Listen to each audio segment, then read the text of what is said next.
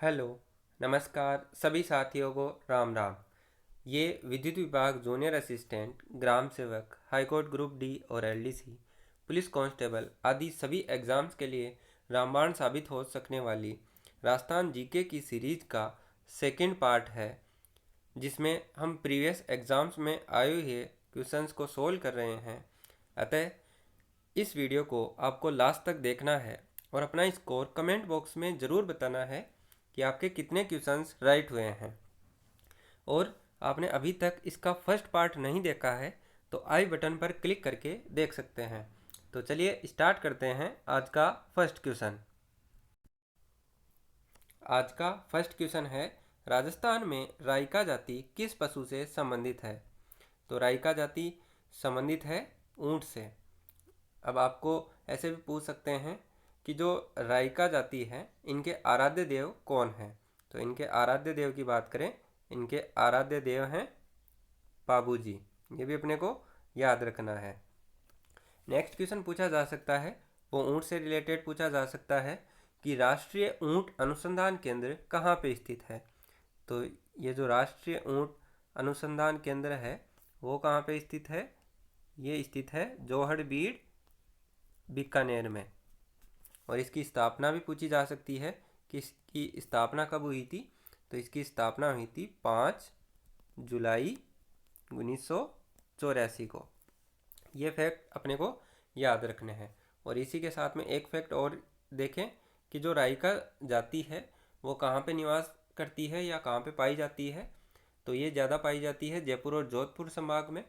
और इसी जाति के लोग जो पाली, सिरोही, जालौर में निवास करते हैं उनको रेबारी देवासी के नाम से जाना जाता है।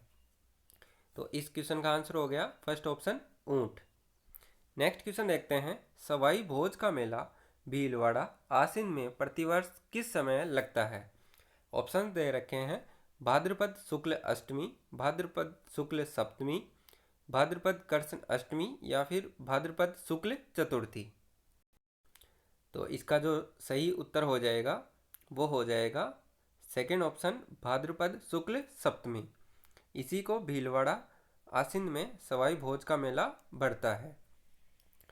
अब देखें कि जो फर्स्ट ऑप्शन है भाद्रपद शुक्ल अष्टमी, तो इसको भी एक त्यौहार मनाया जाता है, उसका भी अपने को ध्यान रखना है। इसको कौन सा मनाया जाता है? इसको मनाया जाता है जन्माष्टमी। और सबसे लास्ट ऑप्शन देखें, भाद्रपद शुक्ल चतुर्थी को क्या मनाया जाता है? तो इसको मनाया जाता है गणेश चतुर्थी। तो ये दो त्यौहार और याद रखने अपने को। नेक्स्ट चलते हैं, प्रबंध कोश का लेखक निम्नलिखित में से कौन था?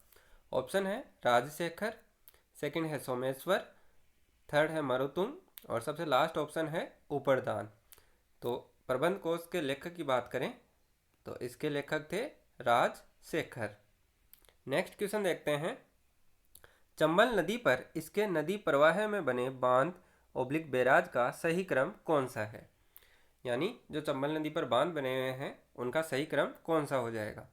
तो इसको देखने के लिए अपन देखते हैं ये डायग्राम कि चंबल कहाँ से निकलती है और कहाँ तक जाती है। तो सबसे पहले देखते हैं, चंबल निकलती है जनापाव की पहाड़ी मध्य प्रदेश से, और ये राजस्थान से, मध्य प्रदेश राजस्थान से बहती हुई यमुना नदी में मिल जाती है।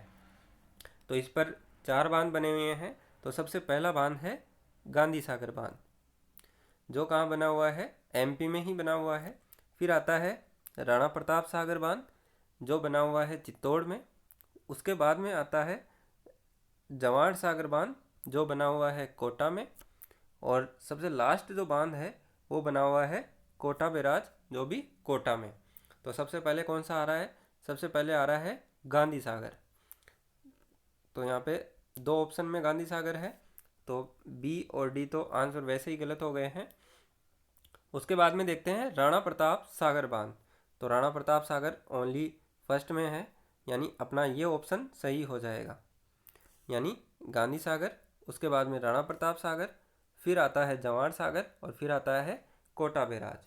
तो अपना जो फर्स्ट ऑप्शन है वो बिल्कुल सही हो जाएगा। नेक्स्ट देखते हैं, राजस्थान में पावना लोकगीत किस अवसर पर गाया जाता है? तो ये तो बिल्कुल इजी क्वेश्चन है। यदि राजस्थान में देखें तो जो पावना है वो किनको बोला जाता है? वो नए मेहमान आते हैं उनको पावना बोला जाता है। तो जो पावना लोकगीत है वो कब गाए जाते हैं? वो गाए जाते हैं जब नए दामाद ससुराल आते हैं। तो ससुराल की स्त्रियों द्वारा जो गीत गाए जाते हैं उनको बोलते हैं पावना लोकगीत। तो इसका जो सही उत्तर हो जाएगा वो हो जाएगा सेकंड ऑप्शन। नए दामाद के ससुराल आने पर स्त्रियों के द्वारा गाया जाने वाला गीत पावना लोकगीत कहलाते हैं। यहाँ पे एक ऑप्शन और दिख रहा है अपने को, राजस्थान की महिलाओं के द्वारा गाए जाने वाला सगुण भक्ति गीत। तो सगुण भक्ति गीत को क्या बोलते हैं? इनको बोलते हैं हरजस। ऐसे भी पूछा जा सकता है कि जो सगुण भक्ति गीत होते हैं उनको क्या बोला जाता है? तो उनको बोलते हैं हरजस। नेक्स्ट है, राजस्थान में पशुपालन के प्राचीनतम साक्ष्य कहाँ से मिले हैं? ऑप्शन है नौहर, गिलुंड, बागोर या फिर रंगमहल। तो प्राचीनतम साक्ष्य पशुपालन के कहाँ से मिले हैं? ये मिले हैं बागोर से। और बागोर कहाँ पे है? तो ये है भीलवाड़ा में। ये भी याद रखना है कि बागोर कहाँ है? तो बागोर है भीलवाड़ा में। नेक्स्ट क्वेश्चन देखते हैं, निम्नलिखित कथनों पर विचार कीजिए। तो फर्स्ट ऑप्शन दे रखा है, मरुस्थलीकरण शुष्क एवं अर्ध शुष्क प्रदेशों में भूमि का अवकर्षण है। तो ये जो ऑप्शन है वो सही है। सेकंड देखते हैं, राजस्थान में मरुस्थलीकरण बालिका स्तूपों के स्थिरीकरण में सहायक है। नहीं, ये स्थिरीकरण में सहायक नहीं होते हैं। बालुका स्तूप मरुस्थल होने से बढ़ते हैं। तो ये ऑप्शन गलत हो जाएगा। थर्ड ऑप्शन देखते हैं, वनों उन्मूलन और अत्यधिक पशुचारण राजस्थान में मरुस्थलीकरण के मुख्य कारण हैं। यानी जो मरुस्थलीकरण को बढ़ावा देने में जो कारक हैं वो बता रखे हैं यहाँ पे, वनों का काटना और अत्यधिक पशुचारण। तो ये बिल्कुल सही हो जाएगा। तो यहाँ पे पूछा जा रहा है नीचे दिए गए कूट से सही उत्तर का चयन करो। यानी इनमें से सही कौन कौन से हैं? तो अपने देख लिया है, फर्स्ट और जो लास्ट है वो सही है। तो इसका जो सही उत्तर हो जाएगा वो हो जाएगा सेकंड ऑप्शन, ए और स सही है। नेक्स्ट देखते हैं, सूर्यमल मिश्रण का जन्म कहाँ हुआ था? ऑप्शन है बूंदी, बारा, बांसवाड़ा या फिर बाड़मेर। तो सूर्यमल मिश्रण के जन्म की बात करें तो सूर्यमल मिश्रण का जन्म कब हुआ था? ये हुआ था विक्रम संवत 1872 में। और जन्म कहाँ हुआ था? तो इनका जन्म हुआ था बूंदी में। अब अपने से पूछे कि जो सूर्यमल मिश्रण थे वो किसके राज दरबारी कवि थे? तो ये थे हाड़ा शासक महाराव राम सिंह के। और इनकी प्रमुख रचनाओं की बात करें तो इनकी प्रमुख रचनाएं हैं वीर सतसई, ये सबसे मोस्ट फेमस रचना है। इसके बाद में रचना का नाम आ जाता है वंश भास्कर, फिर आ जाता है राम रंजाट।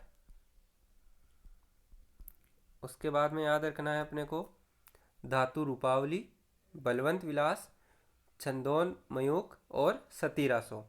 ये 6-7 जो प्रमुख रचनाएं हैं उनके बारे में भी पूछ सकता है, या मैच करने वाला ऑप्शन पूछ सकता है कि वीर सतसई किसकी रचना है, वंश भास्कर किसकी रचना है। तो अपने को याद रखना है ये सारी रचनाएं किनकी है? ये है सूर्यमल मिश्रण की। नेक्स्ट क्वेश्चन देखते हैं, गवर्नर जनरल लॉर्ड बेंटिक ने निम्न स्थलों पर सती प्रथा रोकने के आदेश दिए, निम्न में से कौन सा युग्म सही नहीं है? फर्स्ट ऑप्शन है अलवर में 1830 में। तो ये बिल्कुल सही है। अपने से पूछा है सही नहीं है। नेक्स्ट है जयपुर में 1844 में। ये भी बिल्कुल सही है। सबसे लास्ट दे रखा है जोधपुर 1848 में। तो ये भी बिल्कुल सही है। अब देखते हैं डूंगरपुर में। तो डूंगरपुर में जो सती प्रथा रोकने के आदेश थे वो 1856 में ना होके 1844 में ही दिए गए थे। तो जो इसका राइट आंसर हो जाएगा वो हो जाएगा डूंगरपुर 1856 वाला, यानी ये युग में असुमेलित है। नेक्स्ट क्वेश्चन देखते हैं, कौन सा सुमेलित नहीं है? अपने को एक तरफ अभ्यारण्य दे रखे हैं और सामने दे रखा है स्थिति या वो कौन से जिले में पड़ता है। तो देखते हैं फर्स्ट ऑप्शन केला देवी करौली में, तो ये बिल्कुल सही है। ताल छापर चूरू में, ये भी बिल्कुल सही है। रामगढ़ रामसागर वन विहार ये धौलपुर में दे रखा है, जो कि बिल्कुल सही है। सबसे लास्ट ऑप्शन देखते हैं टाटगढ़ रावली, जो भीलवाड़ा में दे रखा है, जो कि गलत हो जाएगा। जो टाटगढ़ रावली अभ्यारण्य है वो भीलवाड़ा में ना होकर कहाँ है, ये है अजमेर में। तो ये ऑप्शन सही हो जाएगा यहाँ पे। नेक्स्ट क्वेश्चन देखते हैं कौन सा कूट सुमेलित नहीं है। यहाँ पे एक साइड में लोक संत दे रखे हैं और सेकंड जो साइड है यानी जो सामने की साइड है उसमें दे रखा है जन्म का वर्ष। तो फर्स्ट ऑप्शन है मीरा का जन्म बता रखा है 1498 ईस्वी में, जो कि बिल्कुल सही है। सेकंड देखते हैं दादू दयाल जी, तो दादू दयाल जी का जन्म दे रखा है 1544 ईस्वी में, तो ये भी बिल्कुल सही है। और इन दादू दयाल जी की पीठ की बात करें तो ये कहाँ है, ये है नारायणा गांव में, जो प्रमुख पीठ है वो नारायणा में है। थर्ड है संत जसनाथ जी, इनका जन्म दे रखा है 1482 ईस्वी में, ये भी बिल्कुल सही है। सबसे लास्ट ऑप्शन है संत चरणदास जी, जिनका जन्म इन्होंने बता रखा है 1503 में, जो कि बिल्कुल गलत है। ये 1503 ईस्वी का न होकर इनका जन्म है 1703 ईस्वी का। तो अपना जो इस क्वेश्चन का आंसर हो जाएगा वो हो जाएगा संत चरणदास जी। नेक्स्ट क्वेश्चन देखते हैं गोवक प्रथम जिसने हर्षनाथ मंदिर सिक्कर का निर्माण करवाया किस वंश का शासक था। ऑप्शन है चाहमान वंश, कछवाहा वंश, प्रतिहार वंश या फिर हाड़ा वंश। तो जो गोवक प्रथम था ये किस वंश का शासक था, ये था चाहमान या चौहान वंश का शासक। नेक्स्ट क्वेश्चन देखते हैं अरावली प्रदेश में पारिस्थितिकी संकट के कारण कौन कौन से हैं। पहला दे रखा है वनोन्मूलन, भूमि अवकर्षण, जल प्रदूषण और खनिज खनन। तो पारिस्थितिकी संकट किन किन के कारण हो रहा है, तो यहाँ देखते हैं वनोन्मूलन, तो इसके कारण हो रहा है। सेकंड देखते हैं भूमि अवकर्षण, इनके कारण भी हो रहा है। थर्ड ऑप्शन देखते हैं जल प्रदूषण, तो इसके कारण पारिस्थितिकी संकट नहीं हो रहा है। और सबसे लास्ट है खनिज खनन, यानी खनिजों के दोहन से भी अरावली प्रदेश में पारिस्थितिकी संकट उत्पन्न हो रहा है। तो ये भी ऑप्शन बिल्कुल सही है। तो अब कोट्स पे मिलान करते हैं, फर्स्ट, सेकंड और लास्ट, ए, ब और द, यानी जो थर्ड ऑप्शन है वो अपना सही हो जाएगा। नेक्स्ट क्वेश्चन देखते हैं महाराणा कुंभा द्वारा रचित संगीत राज कितने भागों में विभक्त है। ऑप्शन है 5 भागों में, 3 भागों में, 7 भागों में या फिर 9 भागों में। तो आपको बता दें कि महाराणा कुंभा द्वारा जो रचित संगीत राज है ये टोटल 5 भागों में विभक्त है। और ये 5 भाग कौन कौन से हैं, तो सबसे पहले कि जो इनके भाग हैं उनको क्या बोला जाता था, उनको बोला जाता था रत्नकोश। तो सबसे पहला भाग है पाठ्य रत्नकोश। सेकंड भाग की बात करें, सेकंड भाग है नृत्य रत्नकोश। थर्ड की बात कर लेते हैं, थर्ड जो रत्नकोश है वो है गीत रत्नकोश। चौथा है वाद्य रत्नकोश और सबसे लास्ट है रस रत्नकोश। यानी ये जो भाग हैं 5 ये संगीत राज के ही भाग हैं। और यहाँ से एक क्वेश्चन बनता है कि जो महाराणा कुंभा की वंशावली है वो किस भाग या किस रत्नकोश में बताई गई है। तो ये बताई गई है कौन से में, ये बताई गई है पाठ्य रत्नकोश में। ये भी आपने को याद रखना है। और आगे से भी पूछा जा सकता है कि रत्नकोश आगे किसमें विभाजित किया गया है, मतलब रत्नकोश को आगे किसमें डिवाइड किया गया है, तो वो किया गया है उल्लास में।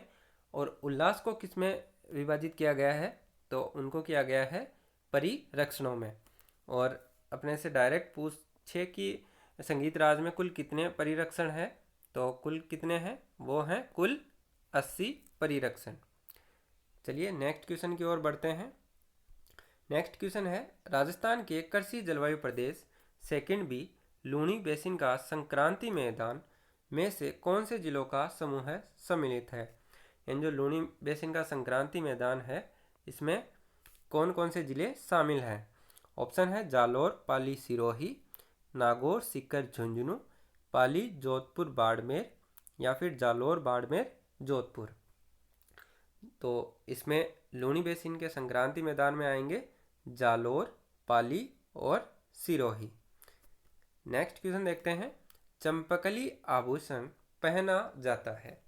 ऑप्शन है हाथों में, सिर पर, पैरों में या फिर गले में।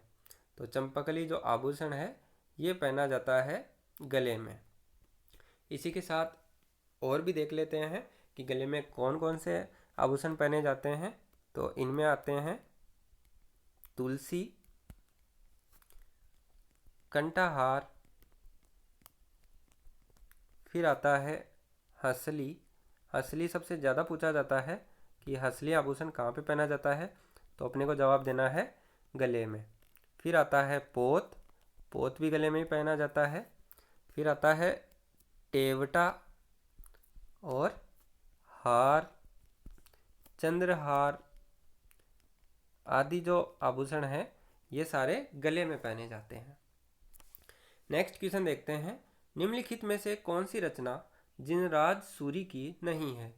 ऑप्शन है शालिभद्र रास, रास कैलाश, गज सुकमाल रास या फिर कवियत्रा रास। तो अपने से पूछा है कौन सी रचना जिनराज सूरी की नहीं है, यानी 3 जो रचना है वो जिनराज सूरी की है और एक अलग है। तो अपन देखते हैं कौन सी नहीं है। इनमें जो शालिभद्र रास है ये इन्हीं की है, गज सुकमाल रास भी इन्हीं की है और जो कयवत्रा रास है ये भी इन्हीं की है। यानी जो अपना जो बी आंसर है रास कैलाश ये सही हो जाएगा। ये रचना जिनराज सूरी की नहीं है। नेक्स्ट क्वेश्चन देखते हैं, राजस्थान में पहला रेल मार्ग प्रारंभ किया गया था। ऑप्शन है दिल्ली से अलवर के मध्य, आगरा फोर्ट से बांदीकुई के मध्य, अहमदाबाद से अजमेर के मध्य या फिर बीना से कोटा के मध्य। तो इसका जो सही उत्तर हो जाएगा वो हो जाएगा जो सबसे पहली रेल मार्ग था वो स्टार्ट किया गया था आगरा फोर्ट से बांदीकुई के मध्य। और अपने से पूछे कि कब स्टार्ट किया गया था, तो ये स्टार्ट किया गया था अप्रैल 1874 में। ये ईयर भी याद रखना है कि कब स्टार्ट किया गया था, तो ये किया गया था अप्रैल 1874 में। नेक्स्ट क्वेश्चन देखते हैं, मारवाड़ शैली में निर्मित रागमाला चित्रावली जो 1623 में लिखी गई थी का चित्रांकन किसने किया। ऑप्शन है पुंडरिक, मीर बख्श, वीर जी या फिर साहिब राम। तो जो रागमाला चित्रावली है इसका चित्रांकन किया था वीर जी ने। तो इसका सही उत्तर हो जाएगा third option Veer ji. Next question देखते हैं, राजस्थान में रूठी रानी के रूप में कौन सी रानी प्रसिद्ध हुई, यानी रूठी रानी के उपनाम से किसे जाना जाता है। ऑप्शन है कोड़म दे, उमा दे, चांपा दे या फिर जेतल दे। तो इसमें जो सेकंड ऑप्शन है उमा दे ये ही रूठी रानी के नाम से प्रसिद्ध हुई। अब अपने को ये भी तो पता होना चाहिए कि उमा दे कौन थी। तो उमा दे भटियानी इनका पूरा नाम था और ये मारवाड़ के शासक मालदेव राठौड़ की दूसरी पत्नी थी। और पुत्री की बात करें तो ये जैसलमेर के भाटी राजपूत राव लूणकरण भाटी की पुत्री थी।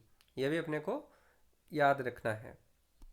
नेक्स्ट क्वेश्चन देखते हैं, थार एक्सप्रेस का बाड़मेर जिले में अंतिम भारतीय रेलवे स्टेशन कौन सा है। ऑप्शन है पचपदरा, बालोतरा, रामसर या फिर मुनाबाव। तो इसका जो सही उत्तर हो जाएगा वो हो जाएगा जो मुनाबाव रेलवे स्टेशन है वो भारत का अंतिम रेलवे स्टेशन है। और अपने से पूछे कि पाकिस्तान का कौन सा स्टेशन है अंतिम स्टेशन जो थार एक्सप्रेस में आता है, तो थार एक्सप्रेस का पाकिस्तान में सबसे लास्ट स्टेशन है वो है खाकरा पार। ये भी अपने को याद रखना है। खाकरा पार या खोखरा पार भी बोल सकते हैं। नेक्स्ट क्वेश्चन देखते हैं, कौन सा कूट सुमेलित नहीं है। एक तरफ अपने को पर्यटन स्थल दिया हुआ है और उनके सामने जिला दिया हुआ है। तो देखते हैं, विरातरा माता मंदिर बाड़मेर में, तो ये बिल्कुल सही है। वाकल माता मंदिर जोधपुर में दिया हुआ है, जो बिल्कुल गलत है। खामखा के 3 दरवाजे अजमेर में दिया हुआ है, जो बिल्कुल सही है। और सबसे लास्ट ऑप्शन है बूढ़ा तीर्थ का सूर्य मंदिर, जो कि कोटा में है। तो अपना जो सेकंड ऑप्शन है वो बिल्कुल सही हो जाएगा। जो वाकल माता का मंदिर है वो जोधपुर में ना होकर कहाँ पे है, ये है चौहटन बाड़मेर में। नेक्स्ट क्वेश्चन देखते हैं, गीगा देवी कौन थी। ऑप्शन है परमार राजा धारावर्ष की रानी, परमार राजा धारावर्ष की पुत्री, थर्ड ऑप्शन है परमार पूरणमल की बहन, या फिर महाराजा राज सिंह की रानी। तो दो गीगा देवी थी, ये थी परमार राजा धारावर्ष की रानी, यानी जो फर्स्ट ऑप्शन है वो सही हो जाएगा। अगला क्वेश्चन देखते हैं, राजस्थान में एस्बेस्टोस उत्पादक के 2 अग्रणी जिले कौन से हैं। यानी जो राजस्थान में एस्बेस्टोस जो खनिज है उसका उत्पादन सबसे ज़्यादा किन 2 जिलों में होता है। ऑप्शन देखते हैं, चित्तौड़गढ़ और राजसमंद, उदयपुर और डूंगरपुर, प्रतापगढ़ और कोटा, या फिर भीलवाड़ा और टोंक। तो जो एस्बेस्टोस है वो सबसे ज़्यादा होता है उदयपुर में और उसके बाद में होता है डूंगरपुर में। तो इसका जो सेकंड ऑप्शन है वो सही हो जाएगा। अगला क्वेश्चन देखते हैं, बछावतो, रामपुरिया, गुलेच्छा, सेठिया की हवेलियाँ राजस्थान में कहाँ स्थित है। ऑप्शन दे रखे हैं अलवर, बूंदी, उदयपुर, या फिर बीकानेर। तो ये जो बछावतो, रामपुरिया, गुलेच्छा, सेठिया की हवेलियाँ हैं वो है बीकानेर में। और आगे पूछें कि जो अलवर की बात करें कि अलवर में कौन कौन सी छतरियाँ फेमस है। तो यहाँ पे एक फेमस छतरी है जिसका नाम है मूसी रानी की छतरी। ये भी पूछा जा सकता है कि मूसी रानी की छतरी कहाँ पे है, तो वो है अलवर में। और ये कितने खंभों की छतरी है, तो याद रखना है ये 80 खंभों की छतरी है। इसका निर्माण किसने करवाया था, इसका निर्माण करवाया था महाराजा विनय सिंह ने।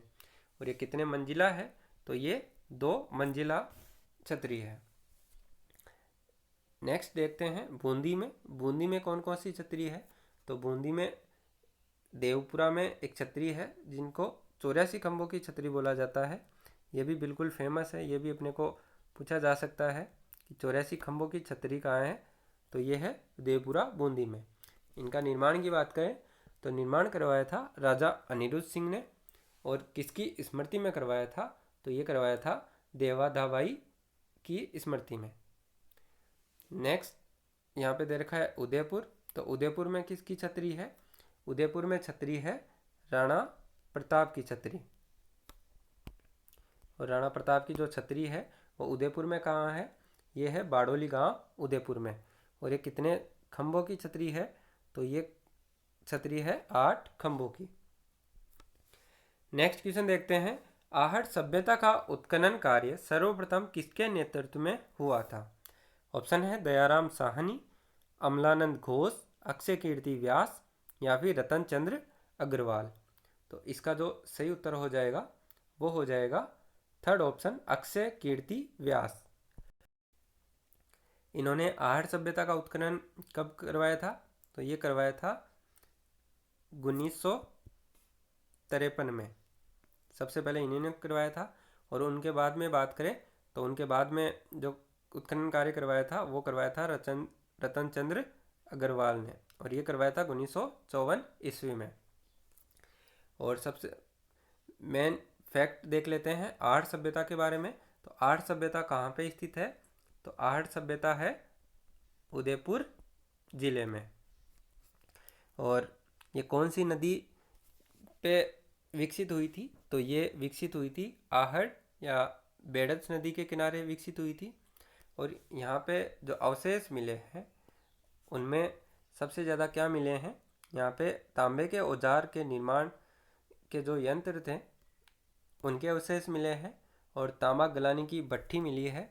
और अपने से पूछा जाए कि लाल और भूरे मृदबान किस सभ्यता के उत्खनन से मिले हैं, तो वो भी मिले हैं आहड़ सभ्यता के उत्खनन से।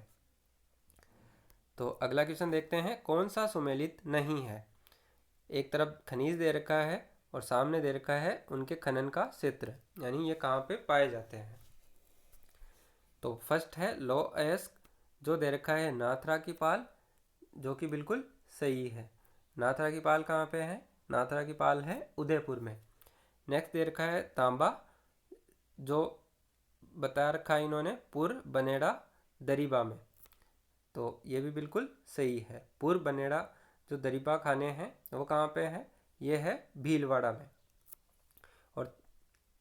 और भी याद रखना है कि तांबा और कहाँ कहाँ पे पाया जाता है, तो और पाया जाता है खेतड़ी में। खेतड़ी और सिंगाना की बात करें तो यहाँ पे सबसे बड़ी खान है, भारत की सबसे बड़ी तांबे की खान कहाँ पे है? वो है खेतड़ी सिंगाना में। अब सबसे लास्ट ऑप्शन देखते हैं जिप्सम, ये बता रखा है जामसर में, तो जो जामसर की खान है वो कहाँ पे है? वो है बीकानेर में। और इसी खान से सबसे ज़्यादा जिप्सम का उत्पादन होता है। और जिप्सम के लिए एक खान एक जगह और याद रखनी है, वो है गोट बांगलोद। ये खान भी जिप्सम के लिए फेमस है। अब देखते हैं थर्ड ऑप्शन, एस्बेस्टोस, ये बता रखा है इन्होंने झामर कोटड़ा, जो कि बिल्कुल गलत है। एस्बेस्टोस झामर कोटड़ा में नहीं होता है। तो इसका जो राइट आंसर हो जाएगा वो हो जाएगा थर्ड ऑप्शन। अब देखते हैं अगला क्वेश्चन, राजस्थान में भूमि शैली का सबसे पुराना मंदिर कौन सा है? ऑप्शन है पाली जिले का सेवाड़ी जैन मंदिर, रामगढ़ का भांड-देवरा मंदिर, मैनाल का महानालेश्वर मंदिर, या फिर डूंगरपुर का सोमनाथ मंदिर। तो भूमि शैली का जो सबसे पुराना मंदिर है राजस्थान में वो है पाली जिले का सेवाड़ी जैन मंदिर। और इसकी स्थापना कब हुई थी? तो इसकी स्थापना हुई थी 1010 ईस्वी से 1020 ईस्वी के बीच में। तो ये भी अपने को याद रखना है। नेक्स्ट क्वेश्चन देखते हैं, गदिया सिक्के किस राज्य से संबंधित थे? ऑप्शन है जोधपुर, उदयपुर, जयपुर, या फिर बीकानेर। तो गदिया सिक्कों की बात करें तो गदिया सिक्के संबंधित थे उदयपुर राज्य में। नेक्स्ट क्वेश्चन देखते हैं, चंबल नदी राजस्थान की एकमात्र वर्ष पर्यंत बहने वाली नदी है, यानी जो चंबल नदी है वो 12 महीने बहती है। तो ये फैक्ट तो बिल्कुल सही है, चंबल नदी हमेशा बहती रहती है। इसका कारण देखते हैं, चंबल नदी का जल केवल सिंचाई के उपयोग में लिया जाता है, तो ये कारण बिल्कुल गलत है। चंबल नदी का जल है वो सिंचाई के साथ साथ ही विद्युत उत्पादन के लिए भी काम में आता है। तो यहाँ पे अपने को ऑप्शंस देखना है, तो कथन ए यानी ए बिल्कुल सही है और जो कारण है वो गलत है, यानी जो ऑप्शन थर्ड है वो सही हो जाएगा। ए सही है, आर गलत है। तो आज के लिए बस इतना ही, मिलते हैं इसके तीसरे पार्ट को लेकर बहुत ही जल्द। तब तक ये वीडियो आपको कैसा लगा कमेंट बॉक्स में ज़रूर बताएं। यदि अच्छा लगा हो तो इस वीडियो को लाइक करें, इस चैनल को सब्सक्राइब ज़रूर कर लें ताकि आगे आने वाली वीडियोज़ के नोटिफिकेशन आपको सबसे पहले प्राप्त हो सकें। जय हिंद, जय भारत।